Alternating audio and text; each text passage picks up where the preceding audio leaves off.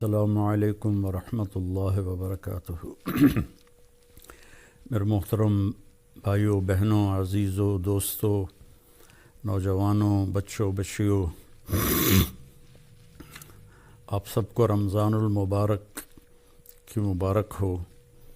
1445 ہجری کا 2024 کا رمضان پاکستان میں اس وقت افطاری کا وقت، عصر کے بعد کا وقت ہے۔ افطاری میں کوئی 1 گھنٹہ باقی ہے، تو میں آپ سے مخاطب ہوں۔ میرے اللہ تعالیٰ نے ہمیں ایک خوبصورت حکم دیا ہے غریبوں کی امداد کے لیے، اور اس کے لیے بڑی خوبصورت تعبیر ہے جو پورے قرآن میں اور کسی عمل کے لیے نہیں ہے۔ وہ اللہ تعالیٰ نے ایک جگہ فرمایا فَلَاقْتَحَمَ الْعَقَبَةَ وَمَا أَدْرَاكَ مَا الْعَقَبَةُ فَكُّ رَقَبَةٍ أَوْ إِطْعَامٌ فِي يَوْمٍ ذِي مَسْغَبَةٍ يَتِيمًا ذَا مَقْرَبَةٍ أَوْ مِسْكِينًا ذَا مَتْرَبَةٍ ثُمَّ كَانَ مِنَ الَّذِينَ آمَنُوا وَتَوَاصَوْا بِالصَّبْرِ وَتَوَاصَوْا بِالْمَرْحَمَةِ أُولَئِكَ أَصْحَابُ الْمَيْمَنَةِ۔ اللہ تعالیٰ نے اعمال کے لیے ترغیب کے لیے مختلف تعبیرات استعمال کی ہیں۔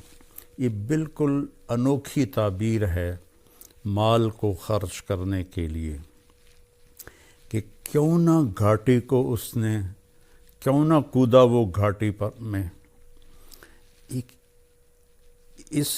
اس کی ہم آج اس کی طاقت کو سمجھ نہیں سکتے کہ آج جہاز ہیں، گاڑیاں ہیں، موٹریں ہیں، پل بن گئے ہیں، تو اس کو 1400 سال پیچھے لے جائیں کہ سفر ہے، آگے چڑھائی بھی ہے، آگے کھائی بھی ہے، اور اس کھائی کو پار بھی کرنا ہے۔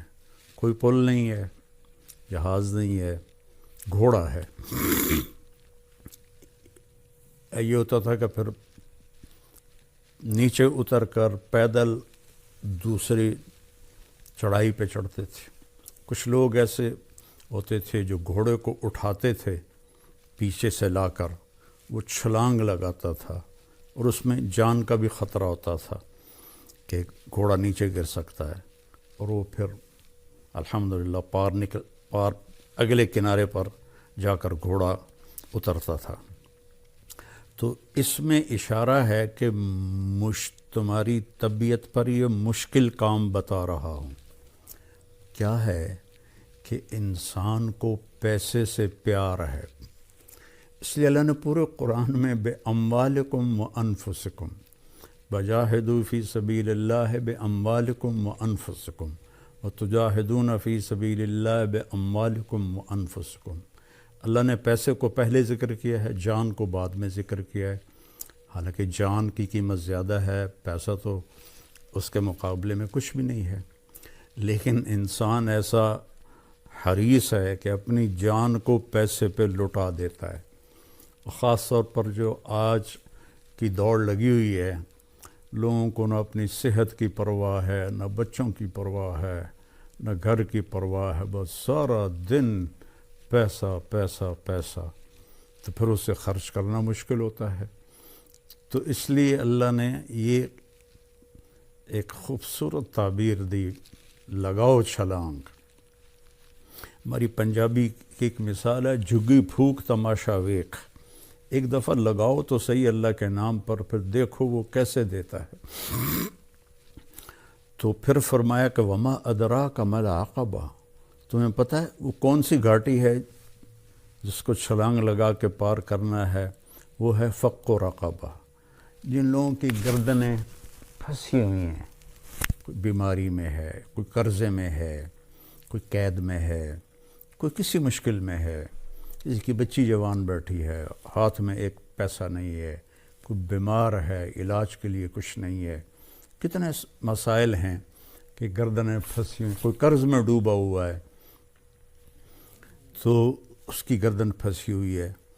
تو اس کو اللہ نے پہلے فرمایا گردنوں کو آزاد کروانا، گردنوں کی گرہ کو کھولنا، فق رقبہ، اس کو رقبہ کہتے ہیں۔ فق و رقبہ، گردنوں کو فق کہتے ہیں کھولنے کو. تو اگر آپ اپنے چاروں طرف نظر دوڑائیں تو کروڑوں نہیں اربوں انسان ہیں جن کی گردنوں میں پٹا پڑا ہوا ہے مختلف مصائب کا، مسائل کا.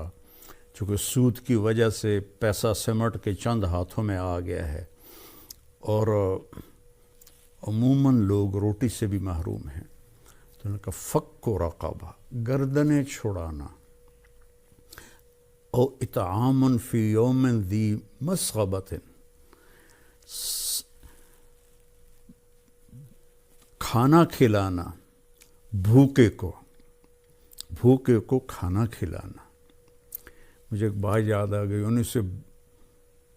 1982 میں نظام الدین گیا تھا ایک چلے کے لیے.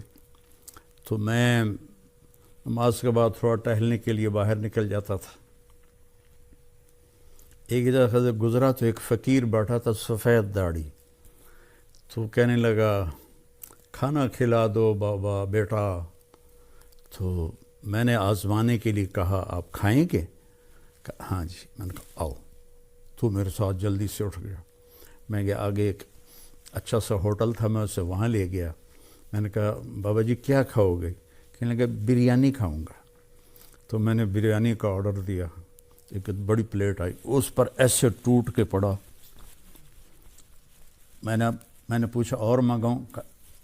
میں نے ایک پلیٹ اور منگوائی. پھر اس نے وہ ایسے کھا. جب وہ کھا کے اس نے سر اوپر کر کے کہا الحمدللہ بیٹا آج 3 دن کے بعد کھایا ہے. اور ایسے پتہ نہیں کتنے پڑے ہوئے بھوکوں کو کھانا کھلانا. یتیم ذا مقربہ، یتیم بھی ہے رشتہ دار بھی ہے، اس پہ خرچ کرنا. مسکیناً ذا متربہ، مسکین جو مٹی میں مٹی ہو کے پڑا ہوا ہے، جو ضرورت تو کیا اس کے پاس سانس لینے کے لیے بھی دم گھٹ رہا ہے اس کا. ان کو میرے اللہ، ان اعمال کو سب مال خرچ کرنے کے لیے ہیں. اس کو اللہ نے کہا گھاٹی پھلانگنا، چھلانگ لگانا. منزل تو اسی وقت ملتی ہے جب آدمی گھاٹیاں پار کرتا ہے. اور شیطان کہتا ہے، ایک دفعہ شیطان کی ملاقات ہوئی اللہ کے محبوب صلی اللہ علیہ وسلم سے. تو آپ نے پوچھا تیرے دشمن کتنے ہیں؟ کہنے لگا 15. آپ نے پوچھا کون کون سے ہیں؟ کہ سب سے پہلا نمبر تو آپ کا ہے. پھر اس نے گنوائے تو اس میں ایک یہ تھا، وہ سخی جو اللہ کے نام پر بے دھڑک خرچ کرتا ہے وہ بھی میرا دشمن ہے. اور ایک اور یاد آ گیا، اور وہ بندہ یا بندی جو ہر وقت باوضو رہتا ہے وہ بھی میرا دشمن ہے، اس سے بھی مجھے ڈر لگتا ہے. اور شیطان نے کہا کہ میں سخی نافرمان سے ڈرتا ہوں اور بخیل عبادت گزار سے نہیں ڈرتا، کہ مجھے ڈر ہوتا ہے کہ اس کی سخاوت اسے جنت میں لے جائے گی، یہ جتنے بھی سجدے کر رہا ہے اس کا بخل اسے جہنم میں لے جائے گا. تو اللہ کے نام پہ خرچ کرنا، وما تقدموا لانفسکم من خیر تجدوہ عند اللہ وخیرا واعظم اجرا. جو میرے نام پہ خرچ کرو گے کل قیامت کے دن مجھ سے لے لینا. اس ایک حدیث بھی یاد آ گئی بڑے مدت کے بعد، یا ابن آدم افرق من کنزک عندی لا غرق ولا حرق ولا سرق اوفیکہ یوم تکون احوج الیہ. میرے بندے اپنا مال میرے خزانے، میرے بینک میں جمع کرا دے. آج کی زبان میں ترجمہ کروں، اپنا مال میرے بینک میں جمع کرا دے. نہ یہ کرپٹ ہوتا ہے، نہ یہ ڈوبتا ہے، نہ یہ جلتا ہے، نہ اسے آگ لگتی ہے، نہ یہ پانی میں ڈوبتا ہے، اور نہ یہ ناکام ہوتا ہے، بلکہ تیرا مال میرے پاس آ کے ملٹی پلائی ہوتا رہتا ہے. اور جس دن تو قیامت کے دن محتاج ہوگا سارا تجھے واپس کروں گا جنت کی شکل میں۔ تو رمضان کے مہینے میں زکوٰۃ دی جاتی ہے۔ تو میری سارے بہن بھائیوں سے جہاں جہاں میری آواز جا رہی ہے گزارش ہے کہ زکوٰۃ بھی دیں، زکوٰۃ کے اوپر بھی دیں۔ اللہ کے فضل و کرم سے میں پچھلے 40 سال سے لوگوں میں اپنی ہمت کے مطابق مال تقسیم کرتا رہا۔ پھر اللہ تعالیٰ نے بچے جوان ہوئے، ساتھی مل گئے، تو ہم نے فاؤنڈیشن کی بنیاد رکھی 3 سال پہلے۔ تو اب اللہ کے فضل و کرم سے اس کی شاخیں دنیا میں پھیل رہی ہیں اور ملک میں بھی خدمات ہو رہی ہیں۔ ابھی بھی ہماری فاؤنڈیشن نے 2000 گھروں میں راشن تقسیم کیا۔ ہماری فاؤنڈیشن تلمبا میں ہے، لیکن ہماری ٹیم کہاں گئی؟ جنوبی پنجاب، سندھ، بلوچستان، جو جھونپڑیوں میں رہ رہے ہیں لوگ اور ایک ایک دانے کو ترستے ہیں، ان تک جا کر پہنچایا راشن۔ اگر آپ کا تعاون اور ہوتا تو ہم 2 لاکھ گھروں تک پہنچ جاتے، کیونکہ ہم تو اتنا ہی خرچ کرتے ہیں جتنا بھائی دوست بہنیں ہماری مدد کرتے ہیں۔ اور میرے نبی نے سب سے پہلے یہ میرے نبی نے کیا ہے کہ آپ نے اصحاب صفہ کی کفالت فرمائی، اور روزانہ رات کو آپ مدینے والوں کو جمع کرتے اور کہتے بھائی یہ غریب لوگ ہیں، کون کھانا کھلانے لے جائے گا؟ کوئی 1 لے جاتا، کوئی 10 لے جاتا، کوئی 2 لے جاتا۔ حضرت سعد ابن عبادہ بڑے مالدار تھے، وہ کبھی کبھی سب کو لے جاتے تھے، یا اللہ سارے، یا رسول اللہ سارے ہی میرے پاس بھیج دیں۔ تو یہ روزانہ کی آپ کی رفاہی محنت تھی غریب لوگوں کے لیے۔ اور یمن کے لوگ آئے تو ان کے چہرے کی کھال پھٹی ہوئی خشکی کی وجہ سے، تو آپ لرز گئے اور آپ نے فوراً جمع کیا مدینے والوں کو اور ان کے لیے چندہ مانگا۔ تو یہ میں اپنے لیے تو میرے مدرسے پچھلے کتنے سالوں سے اللہ مجھ سے کام لے رہا ہے، میں نے کبھی اس طرح بیٹھ کے مدرسوں کے لیے چندہ نہیں مانگا، لیکن جب سے یہ غریبوں کی دعائیں سنی اور ان کی ضرورتوں کو پورا ہوتے دیکھا۔ کل ہی ایک عورت میرے پاس آئی کہ جی یہاں گلیوں میں مانگتی پھرتی ہے، کہنے لگی جی میں کرائے پہ رہتی ہوں، 5000 کرایہ مہینے کا، وہ کیا ہوگا جس کا کرایہ 5000 ہے؟ تو 3 مہینے سے کرایہ نہیں دیا اور اب مالک مکان نے کہا کہ گھر خالی کر دے، میں بیوہ ہوں، میرے پاس کچھ بھی نہیں، تو میرا 3 مہینے کا کرایہ دے دو۔ تو میرے آنسو نکل آئے، میں نے 15,000 اس کو پکڑایا تو وہ میرے پاؤں میں گر گئی، حالانکہ 15,000 کیا چیز ہے، میرے پاؤں میں گر گئی۔ ایسے کروڑوں لوگ ہیں اور اللہ ہمیں توفیق دے رہا ہے، ہم غزہ بھی پہنچا رہے ہیں، اللہ کے فضل و کرم سے ہمارا لنک بن گیا ہے، وہاں بھی ہماری امداد جا رہی ہے، اور ساتھی ہمیں وہ غزہ کے نام پر بھی تعاون کر رہے ہیں، اور یہاں جو ہماری فاؤنڈیشن ہے اس کے لیے بھی تعاون کی میں درخواست کروں گا۔ کینیڈا میں بھی ہمارا دفتر ہے، کینیڈا والے وہاں جمع کرا دیں، پاکستان والے ہمارے تلمبے میں دفتر ہے وہاں جمع کرائیں، اور کھل کے جمع کرائیں۔ یہ سارا آپ کا مال ہے جو آخرت میں آپ کے لیے جمع ہو رہا ہے۔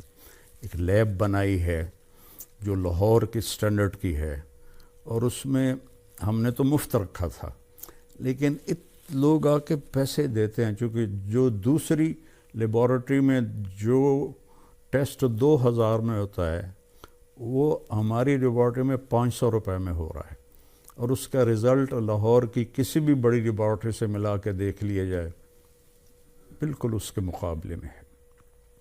تو یہ آپ لوگوں کے تعاون سے ہی ہے۔ میرے نبی نے غریبوں کے لیے چندہ مانگا، تو میں بھی آپ سے اپیل کرتا ہوں کہ آپ ہماری فاؤنڈیشن کی مدد فرمائیں، زکوٰۃ بھی ہو، زکوٰۃ کے اوپر بھی ہو، صدقات بھی ہوں، نفلی بھی ہوں، فرض بھی ہوں، تو یہ سب آپ کے کھاتے میں جمع ہو جائے گا۔ اور میرے نبی کا فرمان ہے کہ سخی اللہ کے قریب ہے، لوگوں کے قریب ہے، جنت کے قریب ہے، دوزخ سے دور ہے۔ اور بخیل آدمی اللہ سے دور ہے، جنت سے دور ہے، لوگوں سے دور ہے، جہنم کے قریب ہے۔ تو آؤ بھائی بہنوں، جنت کا سودا کریں اور اپنے اللہ کو راضی کریں اللہ کے نام پہ خرچ کر کے۔ جب سامری نے وہ وچھا بنا دیا بچھڑا اور کہا یہ ھذا الہکم و الہ موسیٰ، تو ہزاروں لوگ اس کی پوجا، انہوں نے پتہ نہیں کیا جادو کیا، اس کے منہ سے آواز نکلتی تھی۔ تو موسیٰ علیہ السلام کوہ طور سے واپس آئے تو دیکھا وہ بچھڑے کی پوجا کر رہے۔ تو اللہ تعالیٰ سے پوچھا یا اللہ کیا حکم ہے؟ کہا ان کی توبہ یہ ہے انہیں قتل کرو۔ تو ان سب کو قتل کیا گیا، اور موسیٰ علیہ السلام رنجیدہ سے ہوئے تو اللہ نے ایک دم جنت دکھا دی کہ دیکھ تیرے بندے یہ جنت میں بیٹھے ہوئے ہیں جو قتل ہوئے ہیں۔ سامری کو پکڑا، جب اس کو قتل کرنے لگے تو اللہ جبریل آ گیا کہ اللہ کہہ رہا ہے اسے قتل نہ کرو، اسے چھوڑ دو، یہ ویسے ہی مر جائے گا۔ موسیٰ علیہ السلام حیران ہو گئے، یا اللہ سارا کام تو اس نے خراب کیا، وہ ساری بے ایمانی تو اس کی تھی، سارے نے سجے تے پا چھڑیا، تو انہوں فرما رہے ہو بھی چھڑ دے وہاں کی وجہ ہے؟ اللہ تعالیٰ فرمائے کم وقت سخی ہے بڑا، تو سخی نو قتل کرنا مینوں چنگا نہیں لگتا، اے آپے نو میں مار دیواں گا۔ تو وہ بخار سے مر گیا تھا۔ تو میری اپیل ہے آپ سب سے کہ آپ کھل کے تعاون فرمائیں۔ السلام علیکم ورحمۃ اللہ۔